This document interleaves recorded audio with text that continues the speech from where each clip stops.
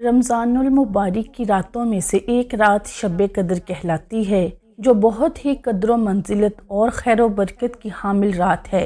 इस रात को बिस्मिल्लाहिर्रहमानिर्रहीम अस्सलामु अलैकुम वरहमतुल्लाहि वबरकातुहू। शब कदर की रात को अल्लाह ताला ने क्योंकि 1000 महीनों से अफजल करार दिया है और 1000 महीने की 83 बरस 4 माह बनते हैं, इसलिए 1000 महीनों से बेहतर कहकर इस अमर की तरफ इशारा फरमाया गया है कि अल्लाह करीम जितना ज्यादा अजर अता फरमाना चाहेगा अता फरमा देगा। इस अजर का अंदाज़ा इंसान के बस से बाहिर है। कुरान मजीद की इब्तदाई आयात गारे हिरा में हज़रत जिब्रील अलैहिस्सलाम की ज़ुबानी रमज़ानुल मुबारक में लैलतुल कदर को नाजिल हुई। जिस रात में अल्लाह का आखिरी पैगाम हिदायत नाजिल होना शुरू हुआ, उससे बढ़कर खैर बरकत वाली रात दौरे फलक ने न देखी और न देखेगा। सूरह अल बकरा की आयत नंबर 185 में इरशाद बारी ताला है, जिसका तर्जुमा है रमज़ान वो महीना है जिसमें कुरान नाजिल किया गया। लैलतुल कद्र की फजीलत सूरह दुखान की आयत नंबर 3 में यूं फरमाई गई है,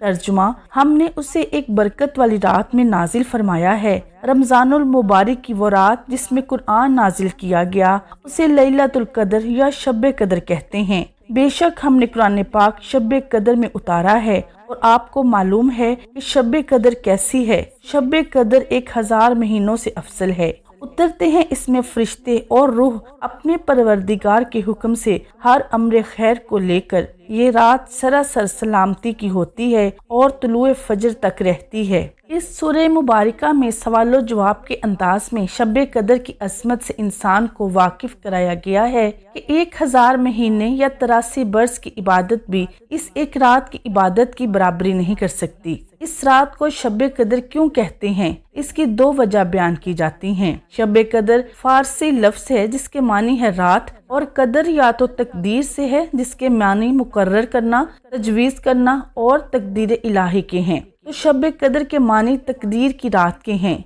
और बकौल कतादा इस रात में हर आदमी का रिस्क और रोजी मुकर्रर किया जाता है, उम्र लिखी जाती है, हर तरह के फैसले लिखकर जिम्मेदार फरिश्तों के हवाले कर दिए जाते हैं, इसलिए इसको शब कदर कहते हैं। शब कदर के मानी इज्जत और अजमत और शराफत के हैं। और बकौल अबू बकर वराक इस रात में जो किताब कुरान लोहे महफूज से आसमान दुनिया पर उतारी वो भी काबिल कदर है, और जिस पैगंबर पर उतारी वो भी काबिल कदर है, और जिस उम्मत पर उतारी वो भी उम्मतों में सबसे बेहतर उम्मत है। तो इन काबिल कदर चीज़ों की वजह से इसको शब कदर कहते हैं, जिसके मानी हुए अजमत वाली रात। इस रात में फरिश्तों की पैदाइश हुई। इसी रात जन्नत में दरख्त लगाए गए। इसी रात हजरत आदम का मादा जमा होना शुरू हुआ। इसी रात बनी इसराइल की तौबा कबूल हुई। इसी रात हजरत ईसा अलैहिस्सलाम आसमान पर उठाए गए। इस रात में बंदों की तौबा कबूल होती है। इस रात में आसमान के दरवाजे खुले रहते हैं। अब्दुल्ला इब्ने अब्बास फरमाते हैं कि इस रात में रिस्क, बारिश, जिंदगी, यहाँ तक कि इस साल हज करने वालों की तादाद लोहे महफूज से नकल करके फाइलें फरिश्तों के हवाले कर दी जाती हैं।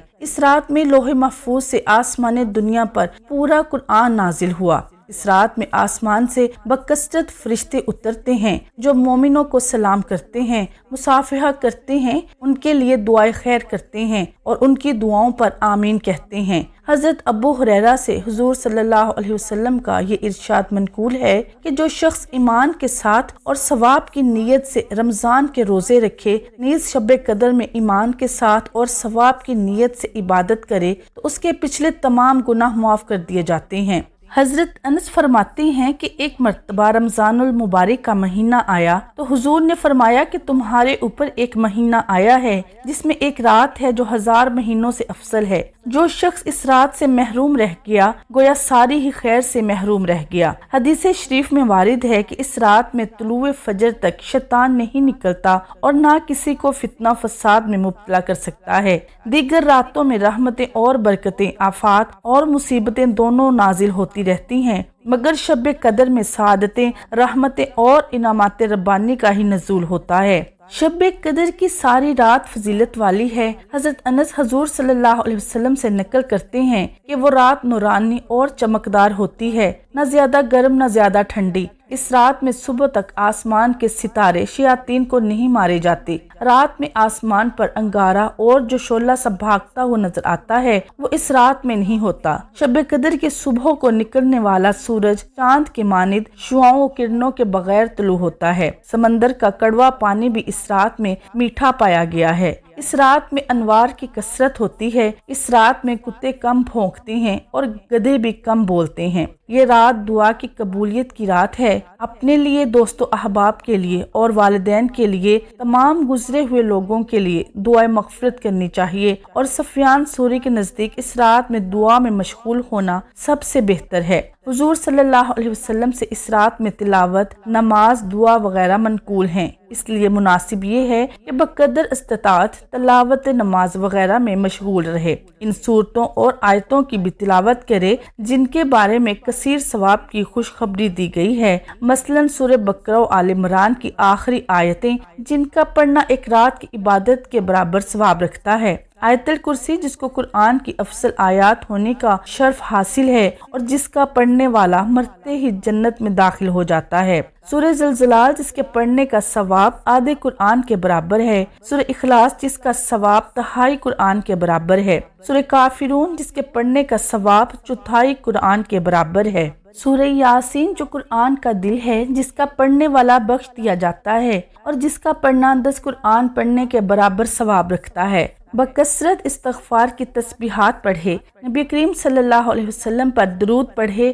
اپنے لیے اور دوستوں رشتہ داروں کے لیے پسندیدہ دعائیں مانگے، مردوں کے لیے بخشش و مغفرت کی دعائیں کریں، اپنے ہاتھ، پاؤں، آنکھ، کان، اعضاء و جوارح کے گناہوں سے محافظت کرے، اپنے وسعت و گنجائش کے مطابق صدقہ کرے۔ اللہ پاک ہمیں شب قدر کی برکتیں عطا فرمائے، آمین۔ ناظرین، شب قدر میں پڑھے جانے والے چند نوافل کا ذکر کرتے ہیں۔ 25ویں شب کو 4 رکعت نماز 2 سلام سے پڑھے، ہر رکعت میں بعد سورہ فاتحہ کے سورہ قدر 3 مرتبہ، سورہ اخلاص 3 مرتبہ پڑھے، بعد سلام کے 70 دفعہ استغفار پڑھے۔ یہ نماز بخشش کے لیے بہت افضل ہے۔ 25ویں شب کو 2 رکعت نماز پڑھے، ہر رکعت میں بعد سورہ فاتحہ کے سورہ قدر 1 مرتبہ، سورہ اخلاص 15 مرتبہ پڑھے، بعد سلام کے 70 دفعہ کلمہ شہادت پڑھے۔ یہ نماز عذاب قبر سے نجات کے لیے بہت افضل ہے۔ ماہ رمضان کی ہی 25ویں شب کو 7 مرتبہ سورہ دخان پڑھے۔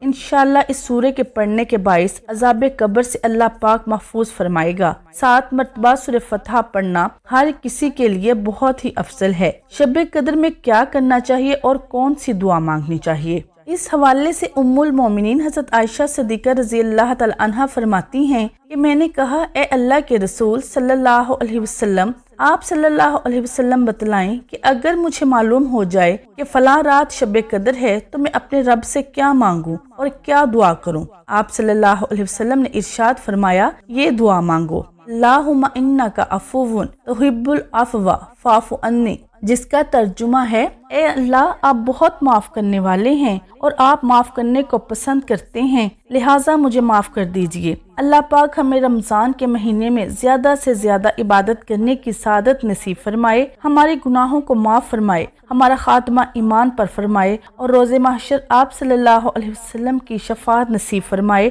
آمین ثم آمین۔ ناظرین، کمنٹ باکس میں اللہ تعالیٰ کے ناموں میں سے ایک نام ضرور ٹائپ کریں۔ جزاک اللہ خیر۔